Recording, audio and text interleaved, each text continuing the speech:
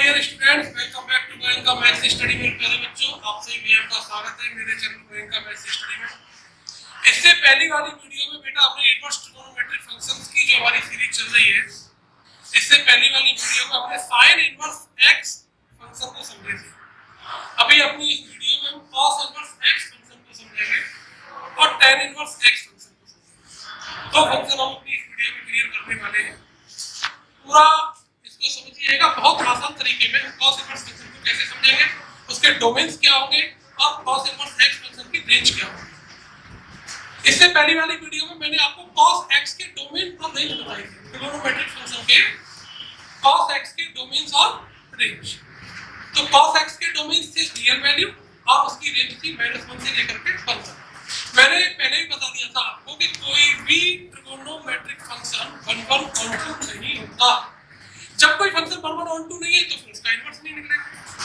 फिर क्या करना है, अब क्योंकि इनवर्स ऑफ ट्रिगोनोमेट्रिक फंक्शन को पढ़ना ही पढ़ना है, तो उसका इनवर्टेबल जो हमारी एक डोमेन रेंज का क्राइटेरिया होगा उसको हम फाइंड आउट करेंगे और उसी क्राइटेरिया के अंदर पहले ट्रिगोनोमेट्रिक फंक्शन को 1 1 और 2 प्रूफ करेंगे, उसके बाद उसका इनवर्स निकलेगा। ठीक है, देखिए cos का जो हमारा फंक्शन है रियल टू -1 से 1, ये 1 1 और 2 नहीं है, और 2 तो है लेकिन 1 1 नहीं है। इन वैल्यू को डालने पर इनकी प्री इमेज तो आपको मिल जाएगी, लेकिन प्रत्येक रियल के लिए एक यूनिक इमेज नहीं मिलेगी, तो 1 1 तो नहीं।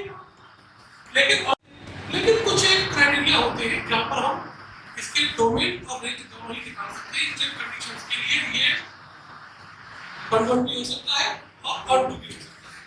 समझ लीजिएगा एक बात, पहले ग्राफ के थ्रू समझ लीजिए तो आपके समझ में चीजें बहुत आसानी से आ जाएंगी। ये हमारा ऑरिजिन हो गया x x y y plus 1 minus 1। ये हमने पाई ले लिया 0 से लेकर के पाई, और इसका मिडिल टर्म क्या हो जाएगा हमारा π/2। अब आप इसमें x की वैल्यू डालिएगा। cos x हमारा फंक्शन है, x की वैल्यू 0 पर हमने सपोज कर लिया कि y cos x है। ठीक है, तो x की वैल्यू 0 डालने पर y की वैल्यू क्या आएगी, 1 आएगी। ठीक है ना, लेकिन अब किसका लेकर के चलना है, इनवर्स का। cos इनवर्स ले लेंगे, cos इनवर्स x फंक्शन ले ले y। तो अब देखिए 1 के लिए वैल्यू क्या नोट करेंगे, 0 पर। ऐसे ही पाई पर वैल्यू क्या नोट करेंगे, -1। cos π/2 की वैल्यू क्या होती है, 0 होती है। तो यानी जब x की वैल्यू 0 डालेंगे तो वहां पर y की वैल्यू क्या आएगी, हमारी π/2 आएगी, यानी cos π/2 की वैल्यू तो 0 होनी है। तो हमारा जो ग्राफ है इस टाइप से बनेगा, ये -1 हो गया। तो हमारा जो ग्राफ जाना है -1 से पॉजिटिव 1 की तरफ, ग्राफ जाएगा तो पूरा कैसे जाएगा, इस टाइप से वैल्यू हमारी आ जाएगी।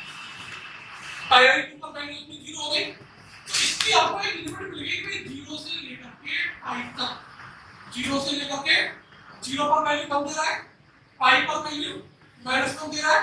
11th क्लास की ट्रिगोनोमेट्री में जैसे cos 180 की वैल्यू निकालेंगे तो इसको आप क्या लिखोगे, cos π + 0 cos 180 + theta - cos theta हो गया, cos 0 हो गया, cos 0 की वैल्यू यानी cos π की वैल्यू -1 होती है, तो -1 जब डालेंगे तो π की वैल्यू क्या आएगी, 1 π आ जाएगी। क्लियर हो गया। तो यहां पर इसका जो क्राइटेरिया है, इस सीक्वेंस में जैसे जैसे ये वैल्यू बढ़ती जाएगी तो ये हमारे पास एक फिक्स्ड क्राइटेरिया हो गया, एक डोमेन्स का एक फिक्स्ड रिस्ट्रिक्टेड क्राइटेरिया हो गया, जिसके अंदर हमारा फंक्शन 1 1 और 2 होगा। यानी cos का जो फंक्शन है, वो 0 से पाई टू -1 1। ठीक है, इसके बिटवीन में अब देखो 0 से पाई और -1 टू 1 के बिटवीन में आप जब cos के जो में रेंज निकालेंगे तो cos फंक्शन हमारा 1 1 भी हो गया और 1 2 भी हो जाएगा कि नहीं हो जाएगा भाई। cos 0 की वैल्यू बढ़ा गई, cos पाई की वैल्यू -1, यानी प्रत्येक फंक्शन की प्रत्येक टर्म की एक आपको इमेज मिल गई, और प्रत्येक इमेज की एक प्री इमेज मिल गई, तो 1 1 भी हो गया और 2 भी हो गया। जब आप इस cos फंक्शन को इस फाउंडेशन में लेकर के चलेंगे तो फिर ये हमारा यहाँ पर कैसा फंक्शन हो जाएगा, 1 1 और 2 फंक्शन हो गया। 1 1 और जो फंक्शन 1 1 और 2 हो गया उसका हम इनवर्स फाइंड आउट कर सकते हैं। क्लियर हो गया कि नहीं हो गया? तो हमारे पास अब इसकी एक प्रिंसिपल ब्रांच क्या हो जाएगी 0 टू पाई। ये cos इनवर्स फंक्शन के लिए एक हमारे पास प्रिंसिपल ब्रांच हो गई। आगे की कंडीशन क्या हो जाएगी? फिर यहां से जब हम आगे बढ़ेंगे इसका ऊपर का ब्रैकेट ये बात करेंगे तो पाई से 2 पाई चला जाएगा। ऐसे नीचे की तरफ आएंगे तो माइनस पाई से 0 की तरफ चलता जाएगा। तो हमारा पाई से 2 पाई इस टाइप से चलता जाएगा। लेकिन वैल्यू हमारी वही रहेगी, पाई की वैल्यू -1 और 2 पाई की वैल्यू फिर 0 आ जाएगी, बढ़ आ जाएगी।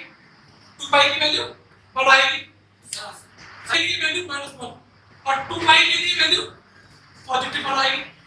ये वाली कंडीशन हमारी फिक्स रहेगी, यानी पाई 2 पाई से लेकर के -1 to 1, 0 पाई से लेकर के -1 to 1। इस क्राइटेरिया के अंदर अपना जो cos का फंक्शन है 1 1 1 2 होगा, और जब 1 1 1 2 होगा तो उसका इनवर्स भी निकल आएगा। और जब cos इनवर्स फंक्शन निकल आएगा तो वहां पर उसके डोमेन चेंज हो जाएंगे कि नहीं हो जाएंगे? cos फंक्शन के लिए ये डोमेन है और ये रेंज है cos के लिए। लेकिन जैसे हमने y cos इनवर्स x ले लिया तो फिर इसके डोमेन कौन हो गए? -1 to 1, ये डोमेन हो गया। और इसकी रेंज क्या हो गई? 0 से पाई। ये प्रिंसिपल ब्रांच है।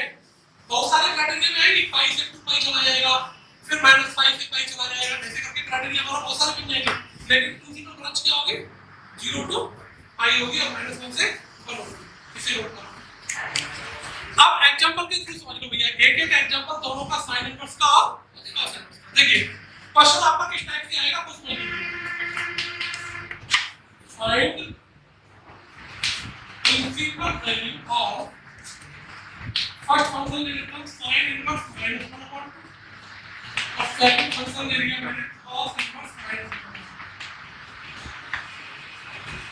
दोनों आपके क्लियर हो जाएंगे। sin इनवर्स -1/2 फर्स्ट वाले पार्ट के सॉल्यूशन को आप देखिए। फंक्शन हमारा sin इनवर्स -1/2। sin की प्रिंसिपल ब्रांच वैल्यू क्या है? -1 से अब रेंज क्या आती है इसकी वैल्यू आएगी -π/2 से, क्योंकि हमें इसकी वैल्यू निकालनी है, वैल्यू आएगी तो रेंज हो जाएगी। तो यहाँ इसकी जो वैल्यू आएगी सबसे पहले ये क्लियर कर लो कि इसके बिटवीन में आनी चाहिए। प्रिंसिपल ब्रांच का मतलब हो गया कि यहाँ जो आपके इस इनवर्स ट्रिगोनोमेट्रिक फंक्शन की वैल्यू आएगी वो वैल्यू -π/2 से लेकर के π/2 तक ही होगी। ठीक है। अब साइन में 1/2 कितने डिग्री की वैल्यू होती है? 30 डिग्री की। 30 डिग्री का रेडियन फॉर्मेट क्या होता है? π/6। इसकी जो वैल्यू आएगी वो क्या आएगी? -π/6 आएगी, क्योंकि 1/2 sin π/6 हो जाएगा। तो हमारी जो ब्रांच क्या है? माइनस के π/2 से लेकर के π/2। तो -π/6 -π/2 से बड़ा है कि नहीं? और π/2 से छोटा है। ठीक है। तो यहाँ पर इसकी प्रिंसिपल वैल्यू क्या आएगी हमारी? -π/6। लेकिन जैसे ही आपने सेकंड वाले को ले लिया cos इनवर्स -1/2, इसकी प्रिंसिपल ब्रांच क्या होनी है? रेंज इसकी 0 से पाई। अगर आप यहाँ सीधे डायरेक्ट वैल्यू जानते हैं तो क्या आएगी? cos 60 आएगा। cos 60 की वैल्यू 1/2 होती है, यानी π/3 की। आपने लिख दिया -π/3, वैल्यू हो गई, क्योंकि -π/3 तो 0 से छोटा हो गया। अब प्रिंसिपल ब्रांच क्या कर रही है इसकी? 0 से, रेंज तो इसकी 0 से पाई की है ना, तो हम फिर क्या करेंगे? इसको यहाँ चेंज कर देंगे, cos इनवर्स cos पाई -π/3, जो हमारे इसके बिटवीन का जो थीटा है वो पाई से छोटा होगा। होगा कि नहीं होगा? इसको हमने माइनस कर लिया, कितना आ जाएगा? पाई -π/3 2 पाई। तो cos इनवर्स -1/2 की प्रिंसिपल वैल्यू क्या आएगी? 2 पाई। क्लियर हो गया? प्रिंसिपल ब्रांच समझ में आ गई, कैसे काम करेंगे अपने फंक्शन को?